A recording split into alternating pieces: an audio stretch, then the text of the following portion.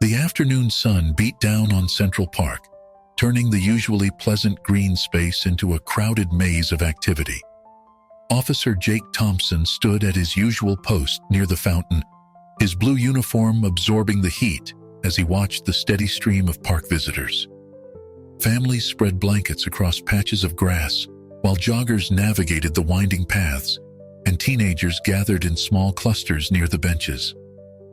Jake's partner, Officer Mike Rodriguez, stood beside him, both of them doing their routine surveillance.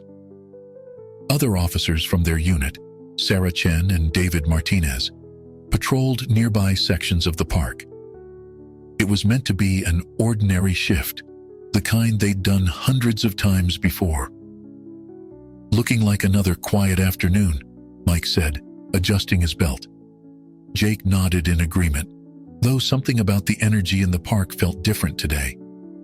The teenage group seemed larger than usual, more restless. Their radio crackled to life, disrupting the peaceful scene. "All units in Central Park Sector B. We have reports of a physical altercation near Bethesda Fountain. Multiple juveniles involved. Respond immediately." Jake and Mike exchanged quick glances before springing into action. They moved swiftly through the park, their boots hitting the pavement in synchronized steps. Sarah and David converged on their position from different directions, creating a coordinated response team. As they approached the reported location, the sound of shouting grew louder. A crowd had gathered, mostly teenagers with phones raised, recording whatever was happening in the center of the circle. The officers could hear the distinct sound of conflict, angry voices, the thud of physical contact, the collective gasp of onlookers. Through gaps in the crowd, Jake spotted several young men in what appeared to be the beginning stages of a fight. But what caught his attention was a well-dressed man sitting on a nearby bench, observing the scene with visible concern. The man, Marcus Williams, though Jake didn't know his identity yet, wore an expensive suit that stood out among the casual park attire. Without fully assessing the situation, Jake made a snap decision. He signaled to his team, pointing toward different positions around the crowd. "Mike, take the left. Sarah, right side. David, circle behind. We're going to contain this before it gets worse." The officers moved into position, creating a perimeter around the disturbance. Jake raised his voice, using his authoritative tone. "NYPD, everyone needs to step back now." The crowd's reaction was immediate, but mixed. Some people quickly retreated, while others stood their ground, phones still recording. The fighting youths began to separate, but the tension remained palpable in the air. Marcus Williams remained seated, his hands visible on his knees, clearly not part of the altercation. Yet something about his presence, perhaps his calm demeanor amid the chaos, or the way he seemed to be observing rather than participating, triggered Jake's suspicion. Without proper cause or provocation, Jake made the decision that would change multiple lives. He directed his team to approach Marcus first, rather than the actual participants in the fight. As the officers closed in on Marcus, the actual fight participants began dispersing into the park, taking advantage of the police's misplaced attention. The stage was now set for a grave mistake that would ripple through their lives and the community at large. The four officers approached Marcus Williams with unwarranted intensity. Jake led the formation, his hand resting on his belt as he closed the distance to the bench. Marcus remained seated, maintaining his composure despite the escalating situation. "Sir, stand up slowly and put your hands where we can see them," Jake commanded, his voice carrying an edge of authority that seemed disproportionate to the situation. Marcus raised his hand slightly, speaking in a measured tone. "Officers, I'm not involved in any disturbance. I'm just waiting for my daughter who's taking a dance class nearby." He reached slowly toward his jacket pocket. "I can show you my ID." "Don't move," Mike shouted, immediately drawing his pepper spray. The sudden escalation drew gasps from the remaining onlookers, many of whom had their phones trained on the scene. Marcus froze, his hand halfway to his pocket. "Officers, please. There's been a misunderstanding. I'm Marcus Williams, CEO of..." Before he could finish his sentence, Officer Sarah Chen grabbed his arm, attempting to pull him from the bench. Marcus instinctively stiffened, not in resistance, but in surprise at the sudden physical contact. "Stop resisting," David Martinez shouted, though Marcus was doing nothing of the sort. The situation spiraled out of control in seconds. Mike, interpreting Marcus's stillness as defiance, deployed his pepper spray without warning. The chemical agent hit Marcus directly in the face, causing him to cry out in pain and fall forward off the bench. His expensive suit scraped against the concrete as he landed. "My eyes! Please! I can't..." Marcus's words were cut short as officers forced his arms behind his back, pressing him into the ground. The actual fight that had prompted the police response was long forgotten, its participants having disappeared into the park. The crowd's reaction was immediate and explosive. Dozens of phones captured the scene from various angles. Young voices shouted in protest, "He didn't do anything! This is wrong! I'm recording everything!" A young woman pushed to the front of the crowd, her voice cutting through the chaos. "That's Marcus Williams. He speaks at my business school. He's not involved in any fight." The revelation of Marcus's identity caused a brief hesitation among the officers, but they continued their unnecessary restraint. Marcus lay on the ground, his face burning from the pepper spray, his breath coming in short gasps. Some teenagers from the original fight had stopped their retreat to film the scene. Social media notifications began pinging across phones as live streams and videos spread rapidly across platforms. The hashtag #JusticeForMarcus would begin trending within the hour. Jake, realizing the situation had spiraled far beyond their initial response, felt the first twinge of doubt. The man they had just assaulted was clearly not a threat, had not been involved in any disturbance, and was now a victim of their rushed judgment and excessive force. The remaining crowd grew larger as park visitors were drawn to the commotion. Their phones formed a wall of digital witnesses, capturing every moment of the injustice unfolding before them. The peaceful afternoon in Central Park had transformed into a scene that would soon spark nationwide outrage. As Marcus continued to struggle with the effects of the pepper spray, the officers exchanged uncertain glances. They had crossed a line, and deep down, they knew it. The consequences of their actions would soon extend far beyond this moment in the park. The aftermath of the incident unfolded in waves. As the police finally retreated, Marcus remained on the ground, his eyes still burning from the pepper spray. Several young people from the crowd rushed to help him, including a medical student who began flushing his eyes with bottled water. "Mr. Williams, try to keep your eyes open. We need to wash out as much of the spray as possible," the student instructed, her hands steady despite the tension surrounding them. Marcus complied, though every blink felt like fire. Within minutes, social media exploded with footage of the incident. The videos, shot from multiple angles, clearly showed the unprovoked assault on a well-dressed black man who had been simply sitting on a park bench. Each share, retweet, and post added fuel to the growing outrage. Local news vans arrived at Central Park within 30 minutes. A reporter from NY1 pushed through the crowd, microphone in hand. "Mr. Williams, Jennifer Chen from NY1. Can you tell us what happened here?" Marcus, now sitting on the same bench where the incident began, his suit stained and his eyes red, raised a hand to block the cameras. A young law student who had witnessed the entire incident stepped forward. "He needs medical attention first, questions later." The story spread like wildfire across news networks. Breaking news: Tech CEO victim of police brutality in Central Park scrolled across screens nationwide. Marcus's professional headshot appeared next to footage of him being pepper sprayed, creating a stark contrast that highlighted the absurdity of the police response. In his Upper East Side apartment that evening, Marcus sat in his home office, watching the incident play out on multiple news channels.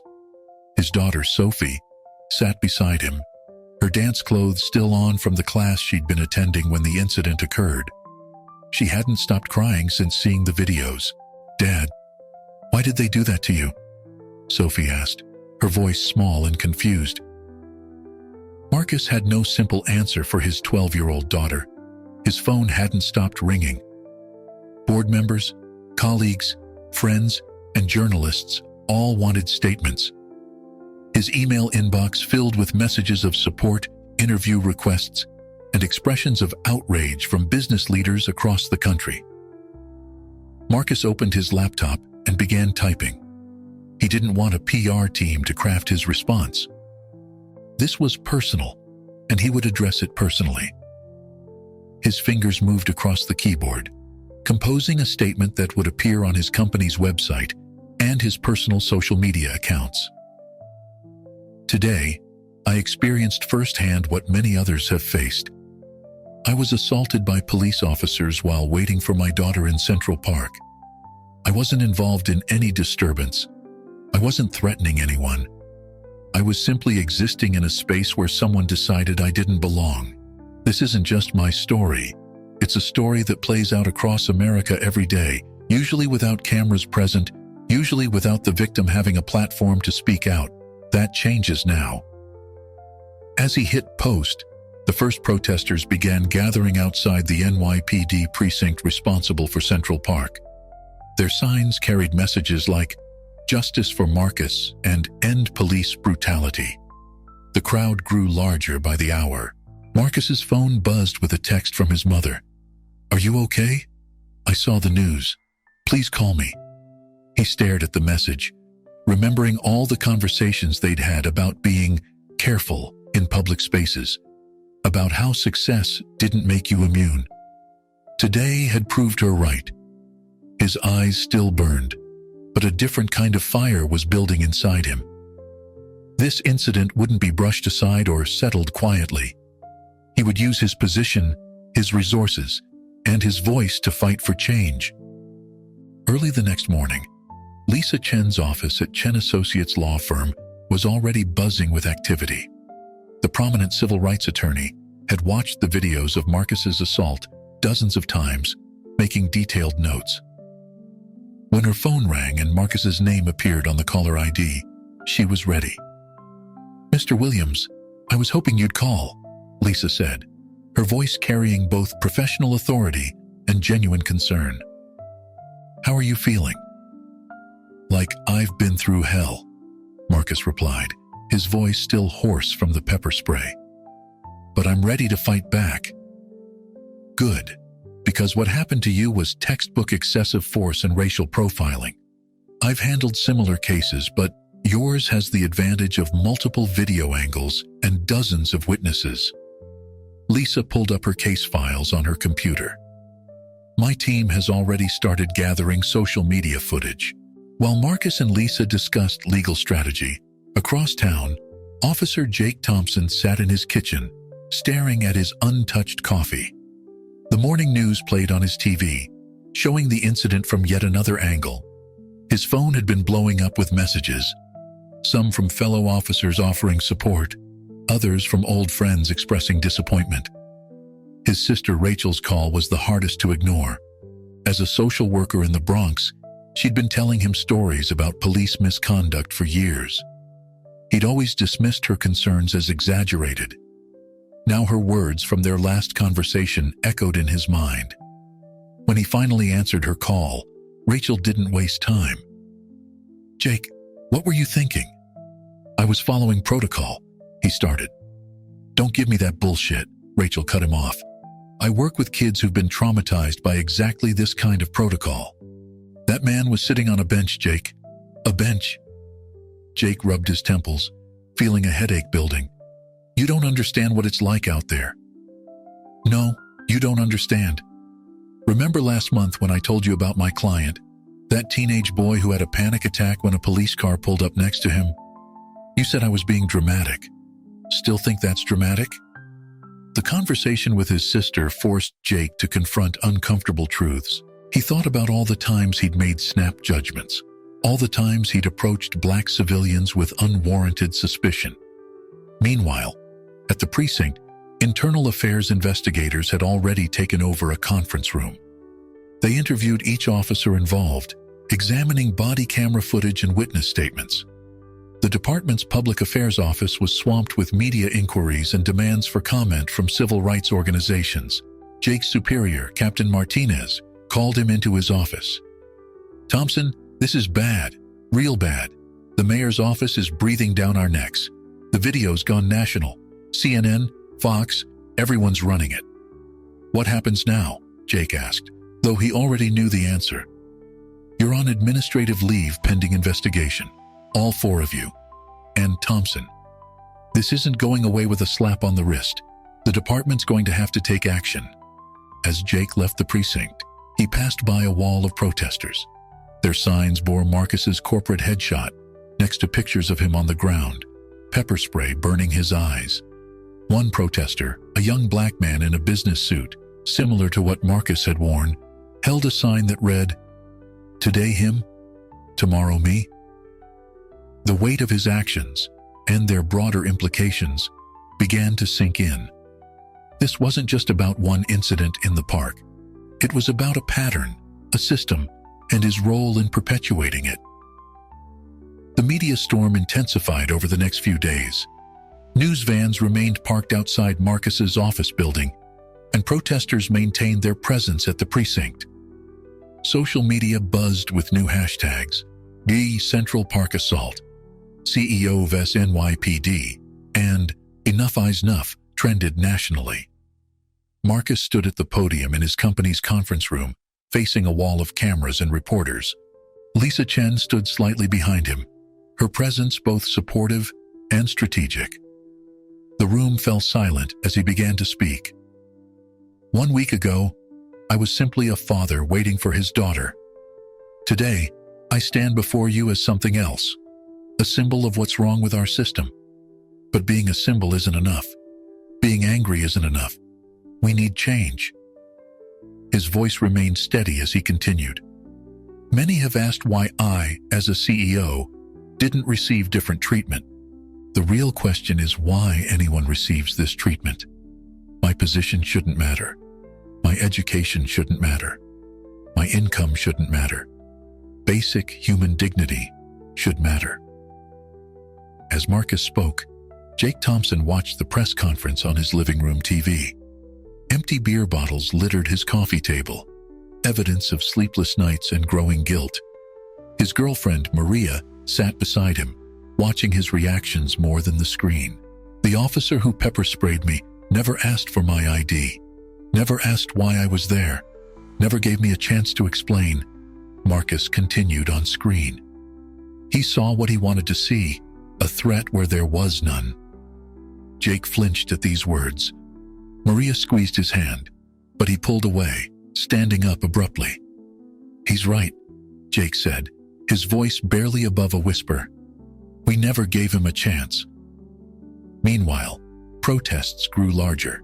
What started as a few dozen people outside the precinct swelled into thousands marching through Manhattan. Signs bearing Marcus's image mixed with others showing victims of police brutality who hadn't received the same media attention. Marcus's company board called an emergency meeting. Some members worried about the impact on stock prices. Others pushed for the company to take a stronger stance on social justice. Marcus ended the debate with a simple statement: "We're going to use our resources to push for real police reform. Anyone uncomfortable with that can tender their resignation." The pressure mounted on the NYPD. Internal Affairs expanded their investigation, examining not just the Central Park incident, but patterns of behavior in the precinct. Body camera footage from previous arrests was reviewed. Statistics on racial profiling were compiled. At his desk at home, Jake scrolled through his own social media feed. Former high school classmates shared the video, condemning his actions. College friends unfriended him. His nephew, Rachel's son, posted about being ashamed of his uncle. The police union representatives had advised Jake to stay quiet, to let their lawyers handle everything. But watching Marcus's press conference, seeing the pain and determination in the CEO's eyes, Jake felt his carefully constructed worldview crumbling. He opened his laptop and began typing his own statement, ignoring the union's advice. As one of the officers involved in the Central Park incident, I need to speak the truth. We were wrong. I was wrong, and I'm ready to face the consequences of my actions. Before he could post it, his phone rang. It was Captain Martinez. "Thompson, don't do anything stupid. The department's reputation is at stake." Jake stared at his draft statement, then at the TV still showing footage of the protests. He had a decision to make: protect the system he'd been part of, or stand up for what he now knew was right. The courthouse steps were crowded with media and protesters as the civil rights lawsuit began. Lisa Chen arrived early, her legal team carrying boxes of evidence. Marcus walked beside her, dressed impeccably in a navy suit, his daughter Sophie holding his hand tightly before being escorted inside by family members. Inside the courtroom, Jake Thompson sat with the department's legal team, but his discomfort was visible. He kept adjusting his tie, his eyes darting between Marcus and his own lawyers. The department had pressured all 4 officers to present a united front, but Jake's conscience weighed heavily. Lisa Chen's opening statement was precise and devastating. The evidence will show that on that day in Central Park, these officers didn't see Marcus Williams, devoted father and respected CEO. They saw what their prejudices wanted them to see, and they acted with force that was not just excessive, but deliberately hostile. She played the videos, all of them. The courtroom watched in silence as the multiple angles showed the incident from every perspective. The footage was even more damning in the formal setting of the courtroom. Several jurors visibly recoiled when the pepper spray sequence played. During a break, Jake overheard his fellow officers discussing their strategy. "Stick to the story," Mike whispered. "We felt threatened. Standard procedure. We've done this before." Those last words, "We've done this before," echoed in Jake's mind. Yes, they had done this before, too many times. His testimony was scheduled for the afternoon session, and the department's lawyers had prepped him extensively on what to say. When Jake took the stand, Lisa Chen approached with confident steps. "Officer Thompson, please tell us why you approached Mr. Williams that day." Jake looked at his prepared statement, then at Marcus, then at the jury. The weight of years of participating in a broken system pressed down on him. He took a deep breath. "The truth is, we had no valid reason to approach Mr. Williams," Jake said, ignoring his lawyer's attempt to object. "He was sitting on a bench. He wasn't involved in the fight. We profiled him, plain and simple." The courtroom erupted in murmurs. The judge called for order. Jake's admission sent shockwaves through both legal teams. The department's lawyers frantically scribbled notes while Lisa Chen maintained her composed demeanor, though her eyes showed triumph. "And the pepper spray?" she continued. "Completely unjustified," Jake replied, his voice stronger now. "Mr. Williams made no threatening moves. He was trying to show us his ID. We escalated a situation that never should have existed in the first place." Outside, the protesters' chants grew louder, their voices carrying through the courthouse windows. Signs demanding justice waved in the afternoon sun. The crowd had grown as news of Jake's testimony spread through social media. The other officers sat stunned, watching their colleague break ranks. Captain Martinez, sitting in the gallery, turned an angry shade of red. The police union representative quickly left the courtroom, already planning damage control. Jake continued his testimony, years of pent-up observations about systemic problems within the department pouring out. He spoke about unofficial quotas, about the pressure to maintain an aggressive presence in certain neighborhoods, about the subtle and not-so-subtle biases in their training.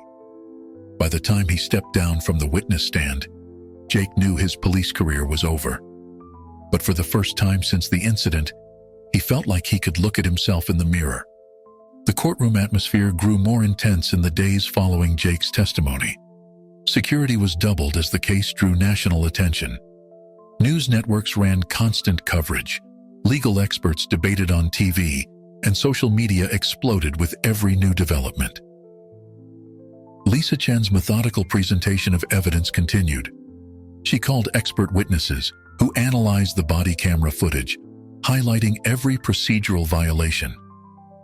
Police training experts testified about proper protocol, emphasizing how far the officers had deviated from it. But the most damaging testimony came from an unexpected source. Sarah Martinez, a coffee cart vendor who had worked in Central Park for 15 years, approached Lisa Chen's team with crucial information. When she took the stand, Sarah's voice trembled, but grew stronger as she spoke. "I've seen Officer Thompson and his team do this before, many times. They target people who look out of place according to them. I've documented it in my phone for months." She produced video evidence from her cart's security camera, showing multiple instances of the same team of officers approaching minorities who were simply enjoying the park. The pattern was undeniable. The department's lawyers attempted to discredit Sarah, suggesting she had a vendetta against the police. But her simple response resonated with the jury. "I'm here because what happened to Mr. Williams happens every day to people who don't have his resources to fight back." During cross-examination, the department's attorney tried to maintain control. "Ms. Martinez, isn't it true that the police are simply doing their job, maintaining order in a high-traffic area?" "Maintaining order doesn't mean harassing innocent people," she replied. "I've seen mothers hurry their children away when these officers approach. I've seen businessmen like Mr. Williams suddenly remember urgent appointments. The park should be for everyone." Jake sat through her testimony, each word hitting him like a physical blow. He remembered those incidents she described, remembered justifying each one as proactive policing. Now, hearing them described from an outsider's perspective, he felt shame wash over him. The other officers began to crack under the pressure. Officer Chen requested a private meeting with her lawyers, suggesting she might be willing to testify about departmental practices. Officer Martinez called in sick, unable to face another day of damning testimony.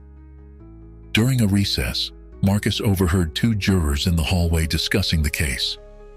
"It's not just about what happened to him," one said. "It's about what's been happening to everyone." The judge called an emergency meeting with both legal teams after Sarah's testimony. More witnesses had come forward, wanting to share similar experiences. The case was expanding beyond the single incident in the park, threatening to expose years of systematic misconduct.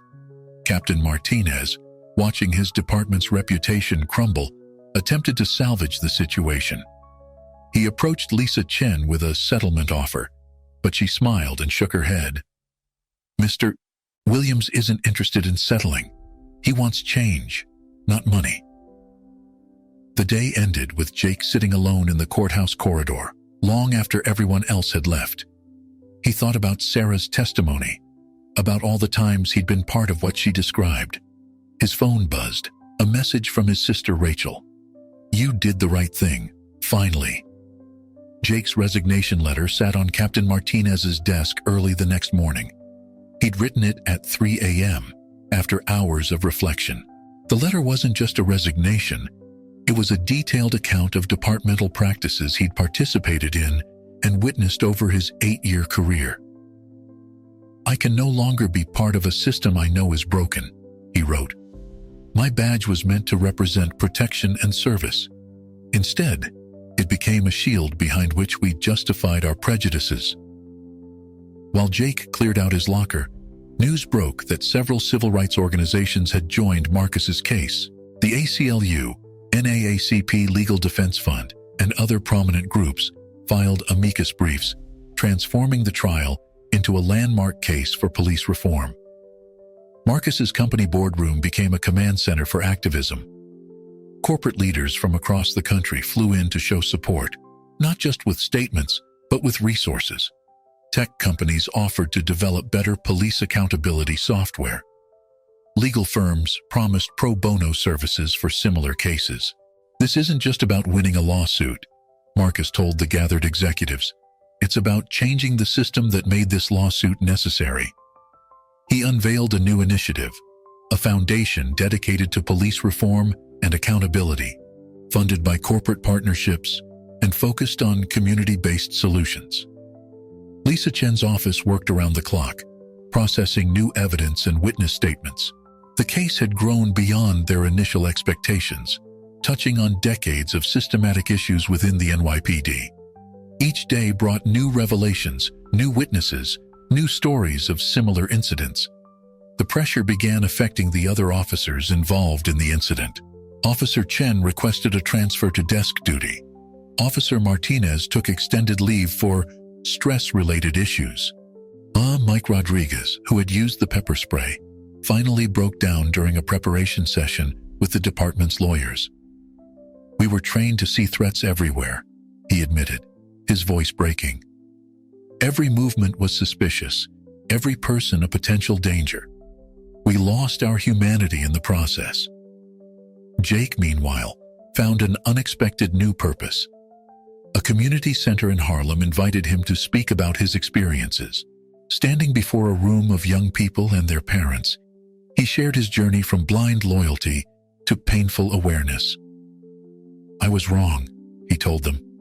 "Not just that day in the park, but every day I chose to ignore what was happening around me. Change has to start with acknowledgement." The media picked up Jake's story. The officer turned reformer. Some called him a traitor. Others hailed him as a hero. The truth, as Jake knew, was somewhere in between. He was simply someone finally facing the consequences of his actions and trying to make amends. Marcus watched Jake's community center speech online. His daughter Sophie sat beside him, asking questions that showed wisdom beyond her years. "Dad, do you think Officer Thompson is sorry for real, or just because he got caught?" Marcus considered the question carefully. "I think sometimes people need to get caught to realize they're sorry. The important thing is what they do after that realization." As the trial prepared to enter its final phase, the mood in New York had shifted. The protests continued, but they'd evolved from angry demonstrations to organized calls for specific reforms. Marcus's case had become a rallying point for constructive change. The courthouse was packed on the day of the verdict. Every seat was filled, with overflow crowds gathering outside. Marcus sat with perfect posture, Lisa Chen beside him, both of them radiating quiet confidence. Jake occupied a seat in the back, no longer part of the defense, but present as a witness to the culmination of events he'd helped set in motion. The jury had deliberated for 3 days. As they filed back into the courtroom, their faces were solemn, bearing the weight of a decision that would impact law enforcement practices nationwide. The forewoman handed the verdict to the bailiff, who passed it to the judge. "In the matter of Williams versus the City of New York," the judge began, the room collectively holding its breath, "the jury finds in favor of the plaintiff." The verdict was comprehensive. Beyond the substantial monetary damages awarded to Marcus, the jury recommended sweeping reforms to police training and accountability measures. The decision cited systematic failures in police practices and called for immediate departmental overhaul. Outside, the crowds erupted in celebration. Protesters hugged each other, some crying, others chanting victory slogans. News helicopters circled overhead, capturing the historic moment. Social media exploded with real-time reactions, for justice for Marcus trending nationwide once again. Marcus stepped out onto the courthouse steps, Lisa Chen at his side. Camera flashes lit up the scene as he approached the microphones. His statement was brief, but powerful. "Today's verdict isn't just my victory. It's a victory for every person who has ever been profiled, every person who has ever been afraid to sit on a park bench, every person who has had to teach their children how to survive encounters with those sworn to protect them. But a verdict is just the beginning. The real work starts now. Jake watched from the sidelines as Marcus spoke. When their eyes met briefly across the crowd, Marcus gave a slight nod of acknowledgement. It wasn't forgiveness exactly, but recognition of their shared role in forcing change. The mayor called an emergency press conference to announce immediate police reform measures. The police commissioner, facing intense pressure, resigned by day's end. The department announced a complete review of training procedures and bias prevention protocols. Marcus's new foundation received a surge of support. Corporate pledges rolled in, along with offers from tech companies to develop better accountability software. Community organizations reached out to partner on local initiatives. The momentum for change was building. That evening, a spontaneous gathering formed in Central Park, near the bench where everything had started. People brought candles, creating a peaceful vigil that stretched across the park. Families who had avoided the park for years came out, reclaiming the space. Jake attended the vigil, standing quietly at its edges. Several people recognized him from his testimony and community center speeches. A young black boy approached him, asking, "Are you the police officer who told the truth?" "I'm the officer who finally stopped lying," Jake replied, the distinction important to him. The evening news covered the verdict from every angle. Legal experts discussed its implications for police reform nationwide. Civil rights leaders called it a turning point. But perhaps the most powerful image was the aerial shot of Central Park that night. Thousands of candlelit points of light illuminating the darkness. 2 weeks after the verdict, during a routine review of personnel files ordered by the court, investigators made a startling discovery. Officer Mike Rodriguez, who had used the pepper spray on Marcus, had a hidden history of excessive force complaints at his previous precinct in Boston. The complaints had been buried through a combination of administrative transfers and unofficial cover-ups. 3 had involved similar situations, confrontations with minorities in public spaces where no crime had been committed. Each time, Rodriguez had been moved to a different precinct before investigations could be completed. This revelation sparked a new wave of outrage and a separate investigation. The court reconvened to address this additional evidence, resulting in criminal charges against Rodriguez and several senior officers who had facilitated the cover-up. Jake's transformation from officer to activist reached its full circle when he was invited to testify before the state legislature. Standing at the podium, he spoke with the authority of someone who had seen both sides of the system. "The problem isn't just individual officers," he testified. "It's a culture that protects the worst among us and punishes those who speak up. I was part of that culture. I helped perpetuate it, and I can tell you exactly how to start dismantling it." His testimony led to the passage of the Williams Accountability Act, requiring transparent tracking of officer conduct across state lines and eliminating the practice of quiet transfers for officers with misconduct histories. Marcus's company underwent its own transformation. He implemented new hiring practices that prioritized diversity at all levels.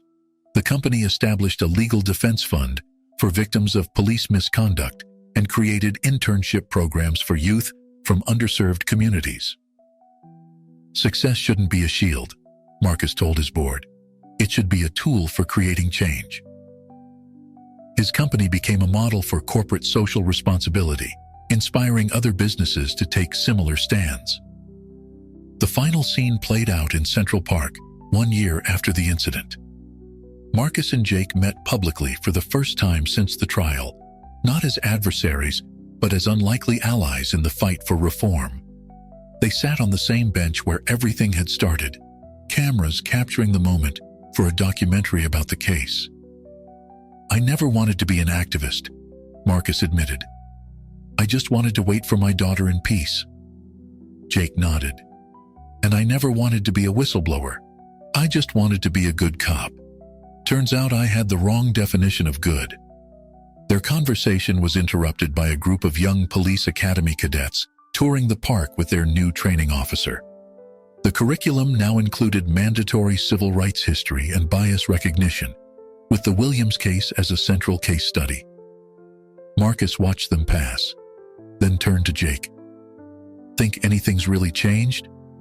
"Some things have," Jake replied. "Not enough. Not yet. But we're not done fighting." As they sat there, park visitors walked by freely. Families spread blankets on the grass, and children played without fear. The park had become what it was always meant to be, a space for everyone. The story of the Central Park incident became more than a case study in police reform. It became a testament to how change happens, through the courage of those who stand up, the persistence of those who fight back, and the conscience of those who finally choose truth over loyalty. Marcus's daughter Sophie, now a year older and wiser, captured it best in her school essay about the incident.